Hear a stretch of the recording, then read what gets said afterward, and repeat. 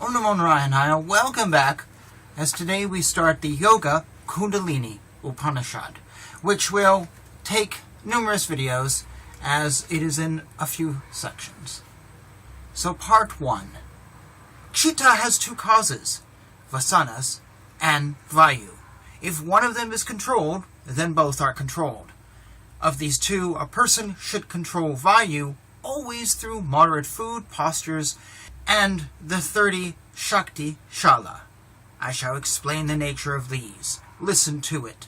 One should take a sweet and nutritious food, leaving a fourth of his stomach unfilled, in order to please Shiva, the patron of the yogins. This is called moderate food. Posture required is of two types, Padma and Vajra. Placing the two heels over the two opposite thighs respectively is the posture which is the destroyer of all sins. Placing one heel below the Mula Kanda and the other over it, and sitting with the neck, body, and head erect is the Vajra posture. The Shakti is only Kundalini. A wise man should take it from its place to the middle of the eyebrows. This is called Shakti Chala. In practicing it, two things are necessary, Sarasvati Shalana and the restraint of prana. Then, through practice, Kundalini, which is a spiral, becomes straightened. Of these two, I shall explain to you first Sarasvati Shalana. It is said by the wise of old that Sarasvati is no other than Arundhati. It is only by rousing her up that Kundalini is roused. When prana breath is passing through one's left nostril, he should assume firmly the posture and should lengthen inwards 4 digits, the akasa of 12 digits. Then the wise man should bind the nadi by means of this lengthened breath, and holding firmly together both his ribs near the navel by means of the forefingers and thumbs of both hands, one hand on each side, should stir up Kundalini with all his might from right to left, often and often, for a period of 48 minutes. He should be stirring up fearlessly. Then he should draw up a little when Kundalini enters Sushumna. By this means, Kundalini enters the mouth of Sushumna. Prana, also having left that place, enters of it the Sushumna along with Kundalini. By compressing the neck, one should also expand the navel. Then by shaking Sarasvati, prana goes above to the chest. Through the contraction of the neck, prana goes above from the chest. Sarasvati, who has sound in her womb, should be shaken or thrown into vibration each day. Therefore, by merely shaking it, one is cured of diseases. Gulma, a splenetic disease, dropsy, vila, also a splenetic disease, and all other diseases arising within the belly are undoubtedly destroyed by shaking the Shakti. I shall now briefly describe to you pranayama. Prana is the vayu that moves in the body, and its restraint within it is known as kumbhaka. It is of two kinds, Sahita and Kavala. One should practice Sahita till he gets Kavala. There are 4 divisions, Surya, Ujjaya, Sitali, and Bastri. The kumbhaka associated with these 4 is called Sahita Kumbhaka. Being seated in the Padma posture upon a pure and pleasant seat, which gives ease and is neither too high nor too low, and in a place which is pure, lovely, and free from pebbles, etc., and which for a length of a bow is free from cold, fire, and water, one should shake or throw into vibration Sarasvati. Slowly inhaling the breath from outside as long as he desires through the right nostril, he should exhale it through the left nostril. He should exhale it after purifying his skull by forcing the breath up. This destroys the 4 kinds of evils caused by vayu, as also by intestinal worms. This should be done often, and it is this which is spoken of by Surya Veda. Closing the mouth and drawing up slowly the breath as before, with the nose through both the nostrils, and retaining it in the space between the heart and the neck, one should exhale it through the left nostril. This destroys the heat caused in the head as well as the phlegm in the throat. It removes all diseases, purifies his body, and increases the gastric fire within. It removes also the evils arising in the nadis, dropsy, and datas. This kumbhaka is called Ujjayi and may be practiced even when walking or standing. drawing up the breath as before through the tongue with the hissing sound of sa, and retaining it as before, the wise man should slowly exhale it through both the nostrils. This is called Satali Kumbhaka and destroys diseases such as goma, pitta, consumption, bile, fever, thirst, and poison. Seated in the Padma posture with belly and neck erect, the wise man should close the mouth and exhale with care through the nostrils. Then he should inhale a little with speed up to the heart, so that the breath may fill the space with noise between the neck and skull. Then he should exhale in the same way and inhale often and often, just as the bellows of a smith are moved. So he should move the air within his body. If the body gets tired, then he should inhale through the right nostril. If his belly is full of vayu, then he should press well his nostrils with his fingers except his forefinger, and performing kumbhaka as before, should exhale through the left nostril. This frees one from diseases of fire or inflammation of the throat, increases the gastric fire within, enables one to know the kundalini, produces purity, removing sins, gives happiness and pleasure, and destroys phlegm, which is the obstacle to the door at the mouth of Sushumna. It pierces also the 3 knots, differentiated through the 3 gunas. This kumbhaka is known as bastri, and should especially be performed. Through these 4 ways, when kumbhaka is near or about to be performed, the sinless yogin should practice the 3 bandhas. The first is called Mulabandha, the second is called Uddiyana, and the third is Jalandhara. Their nature will be thus described. Apana, which has a downward tendency, is forced up by one bending down. This process is called Mulabandha. When Apana is raised up and reaches the sphere of Agni, then the flame of Agni grows long, being blown about by Vayu. Then Agni and Apana come to or commingle with Prana in a heated state. Through this Agni, which is very fiery, there arises in the body the flaming or the fire, which arouses the sleeping kundalini through its heart.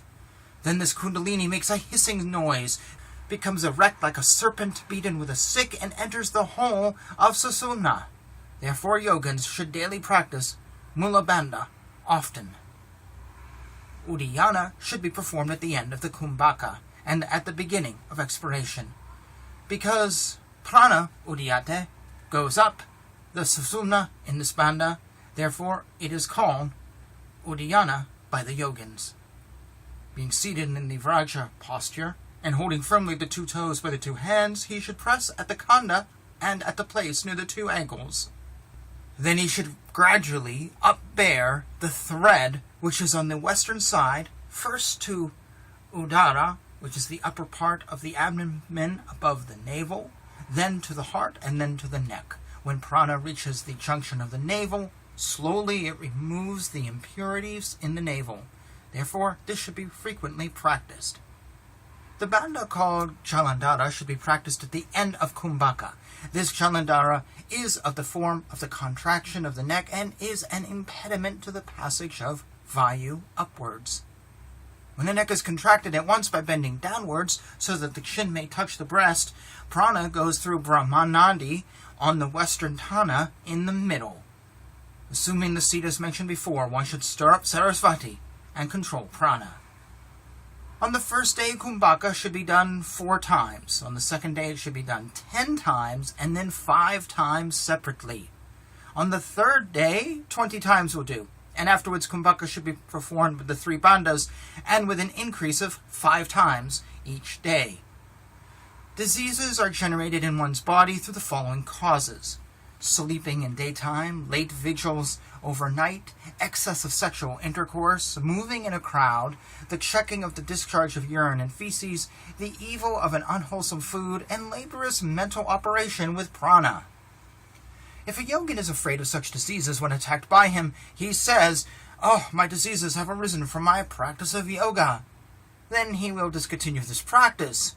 This is said to be the first obstacle to yoga. The second obstacle is doubt. The third is carelessness. The fourth, laziness. The fifth, sleep. The sixth, the not leaving of objects of sense. The seventh, erroneous perception. The eighth, sensual objects. The ninth, want of faith.